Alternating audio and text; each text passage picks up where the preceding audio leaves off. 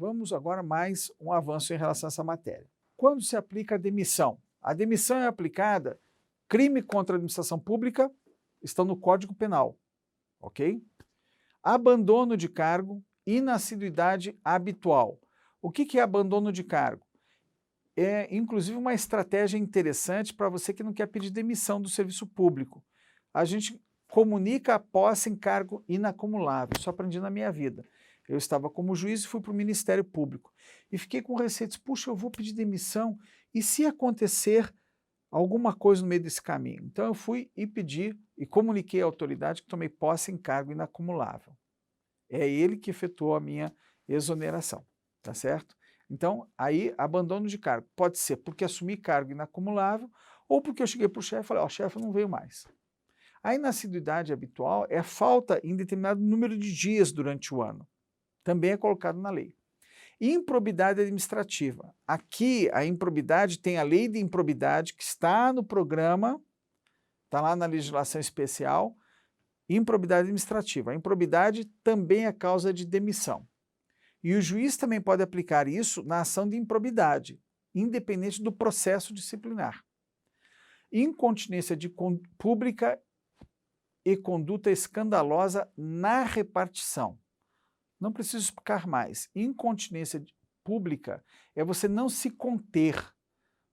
Qualquer coisinha é o sujeito que tem um desatino extraordinário, né, incompatível. Então ele não se contém em qualquer situação. Né? Acaba causando agressão aos colegas verbais, um comportamento completamente incompatível com o interesse público, tá certo? Isso, inclusive, beira a situação em que há preconceito, inclusive sexual. Né? Ah, o fulano não sabe se comportar aqui dentro. Né?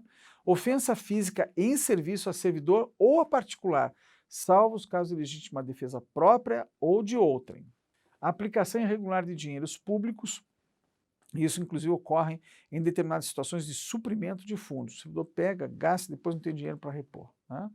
Revelação de segredo do qual se apropriou em razão do cargo. Veja, lá entre os deveres está cuidar do sigilo. Aqui é revelar segredo. É muito mais. É segredo que você, por exemplo, não podia revelar. Olha, por exemplo, a senha do sistema de segurança de acesso ao presídio. É essa.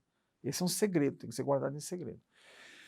Lesão aos cofres públicos e dilapidação do patrimônio nacional, que também é improbidade, também é corrupção, ele veste várias formas, às vezes só sobra esse fato provado. Corrupção, acumulação ilegal de cargo, emprego ou funções públicas e transgressão dos incisos 9 a 16 do artigo 117, daquelas proibições que nós vimos lá atrás, também nesse caso gera demissão. Uma das questões que mais cai em concurso público está associada a quem pode aplicar as penalidades disciplinares. No inciso 1 do artigo 141 está tratada a situação da demissão no Poder Executivo pelo Presidente da República, nos tribunais superiores pelos respectivos presidentes, pelo Procurador-Geral da República e por chefe de cada uma das casas legislativas, o presidente do Senado e o presidente da Câmara. Todos eles podem aplicar a penalidade de demissão.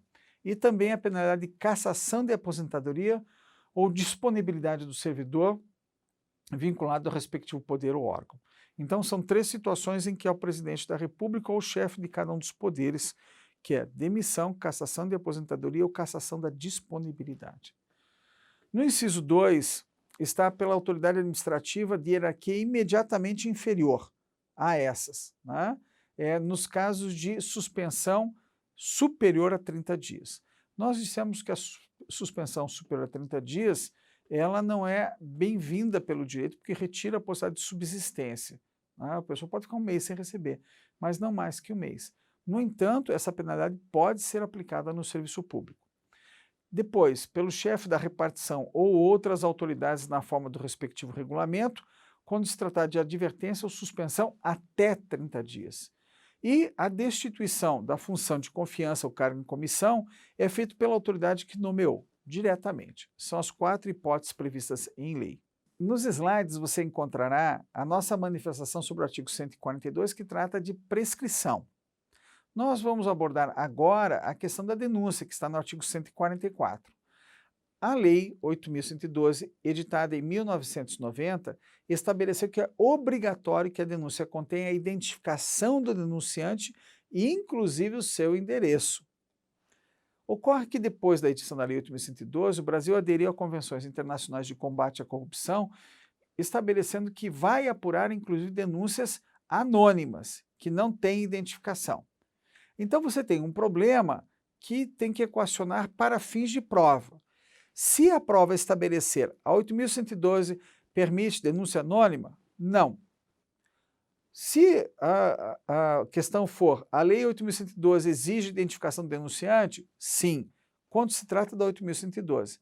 Agora, se perguntarem se o Brasil, não fizerem referência a 8.112, se no Brasil é permitido denúncia anônima, a resposta é sim, porque o Brasil aderiu à Convenção Internacional que permite denúncia anônima. Na prática, isso gera um problema bastante interessante. Eu tenho alguns canais, alguns vídeos lá no canal do YouTube que explicam melhor essa situação. Mas a síntese é, se eu recebo uma denúncia anônima, eu posso apurar, mas não posso acusar com base em denúncia anônima. Um exemplo explica melhor. Alguém diz que estão roubando bens do almoxarifado. Eu sou o almoxarife, professor Jacobi. Pois muito bem, a administração não pode dizer se defendo dessa denúncia anônima, porque isso aqui não é válido. A administração pode fazer uma auditoria no almoxarifado e, verificando que faltam bens, pedir que me manifeste sobre a auditoria, ainda que eu veja que tem uma denúncia anônima, tá certo? Mas eu vou me defender da auditoria, das provas constituídas pela administração. E essa apuração não pode me causar dano, tá bem? No artigo 151 está tratada as fases em que se desenvolve um processo administrativo disciplinar. Aqui só chamado de processo disciplinar, que abrange também, em princípio, outros processos estabelecidos em outras leis, como o processo para apuração de irregularidades da Lei de Combate à Corrupção. São 3 fases. A instauração, que publica o ato que vai constituir a comissão. O 2, o inquérito, que compreende a instrução, defesa e relatório e julgamento. Então você tem lá instauração e tem o inquérito. No inquérito dentro tem instrução, defesa e relatório. E tem a parte de julgamento. Normalmente, a comissão do processo disciplinar não pune, ela indica à autoridade instauradora qual a penalidade a ser aplicada. A fase de instauração é apenas a constituição da comissão com o fato que deve apurar. Quando você colocar o fato a apurar, você vai colocar, de preferência, a remissão a outro documento, para apurar a irregularidade que consta do documento tal. Por quê? Porque alguns erram e colocam lá a conduta final, para apurar o assédio sexual praticado pelo fulano de tal em relação a fulana de tal. Essa instauração é nula, porque você já deu ali o resultado do seu julgamento. Então, a gente sempre coloca comissão tal para apurar o que consta do documento tal. E naquele documento é que está a história da irregularidade. 2, inquérito. O inquérito, então, ele tem 3 fases. O que é a instrução? Colher provas, colher depoimentos, colher informações. Se eu já sei de antemão quem é o acusado, eu chamo ele para acompanhar a instrução, ouvir os depoimentos, ver eu requerindo documentos.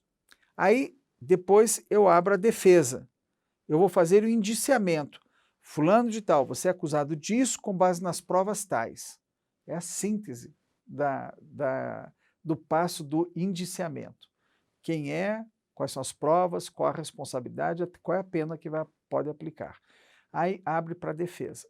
Se nesse momento inicial ainda não tinha identificação do acusado, agora é a hora de fazer, inclusive deixar a ele refazer provas. O normal é você começar um processo já sabendo contra quem existem os indícios. A pessoa apresenta a defesa, com base na instrução e na defesa eu faço o relatório. Procede tal acusação, tendo em vista que a prova é tal, que ele não negou a existência dessa prova, e fecho no relatório que encaminha a autoridade superior que faz o julgamento do processo, tá certo? Sempre é outra autoridade. Um órgão apura, define a responsabilidade e outro órgão pune. O inquérito administrativo obedecerá ao princípio do contraditório, assegurado ao acusado ampla defesa com a utilização dos meios e recursos admitidos em direito. Por decisão do Supremo Tribunal Federal, não é obrigatório que o servidor esteja assistido por advogado. é obrigatório que o servidor, que a administração, a comissão do processo disciplinar, peça que alguém venha defendê-lo se ele for revel, ou seja, ele não quis se defender. Aí a administração nomeia alguém para defendê-lo, que não precisa ser necessariamente um advogado. É claro que nós recomendamos sempre que tenha advogado, porque a pessoa ficará melhor defendida. O que é ampla defesa e o contraditório? Você tem que extrair os argumentos da defesa e analisar cada um. Se você não analisar todos os documentos da defesa, não pode condenar. Pode absolver. Eu apresento 10 argumentos pelos quais eu sou inocente. Você pode, sim, me absolver considerando só um. Mas se você for condenar, você tem que examinar todos os argumentos que eu apresentei a você. Senão, não está garantida ampla defesa. É o direito de ver seus argumentos considerados. O Supremo Tribunal Federal estabeleceu 3 garantias. Primeira garantia para a defesa, a da informação correta. Segunda garantia para a defesa, a da manifestação. Eu tenho direito de me manifestar. E terceiro, o direito de ver meus argumentos considerados por você numa comissão de processo disciplinar. Muito bem, nós vamos agora ao último tema dos quais nós selecionamos para você e que tem pouquíssima probabilidade de ser cobrado em concurso público, mas de vez em quando os derrubadores colocam algum artigo lá. É o artigo 183 e seguintes da Lei 8.112, que tratam da Seguridade Social. Nós vamos passar na tela uma leitura rápida com breves comentários, onde eu vou deixar apenas a tela projetada para você. É importante, inclusive, na sequência, nós vamos fazer os comentários finais para o seu estudo. Artigo 183. A União manterá plano de seguridade social para o servidor e sua família. Portanto, ele abrange todos os que estão nomeados como família, são dependentes do servidor. Parágrafo 1º. O servidor ocupante de cargo em comissão que não seja simultaneamente ocupante de cargo ou emprego efetivo da administração pública direta, autárquica nacional, não terá direito aos benefícios do Plano de Seguridade Social, com exceção da assistência à saúde.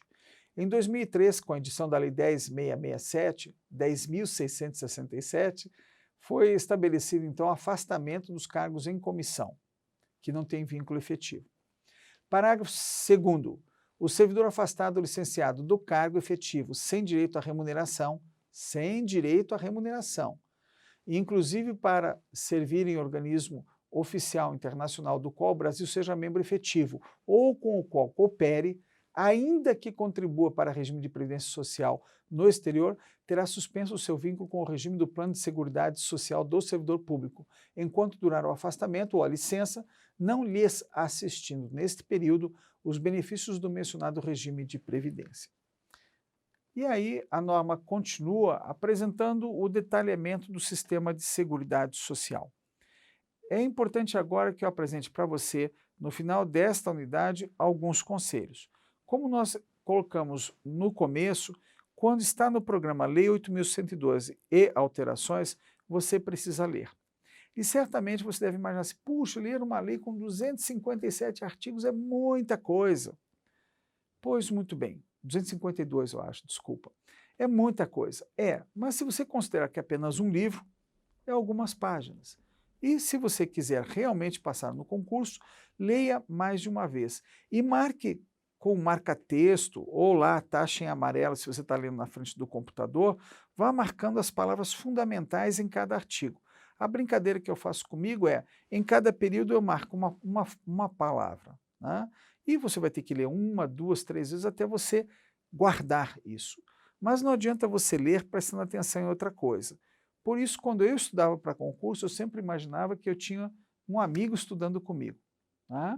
E eu dizia, prestou atenção agora? Olha o que está na lei. E eu fazia essa brincadeira o tempo todo para criar dentro da minha cabeça a minha motivação para eu estar lendo e explicando. Então, olha, entendeu bem? Eu fazia isso. Então, isso cria uma dinâmica legal, mesmo quando você está um pouco cansado. A leitura da 8.112 é obrigatória de ponta a ponta. Eu destaquei para você o que eu acho que tem mais chance de cair e continuamos à sua disposição. Acompanhe o próximo vídeo onde cuidamos da próxima unidade.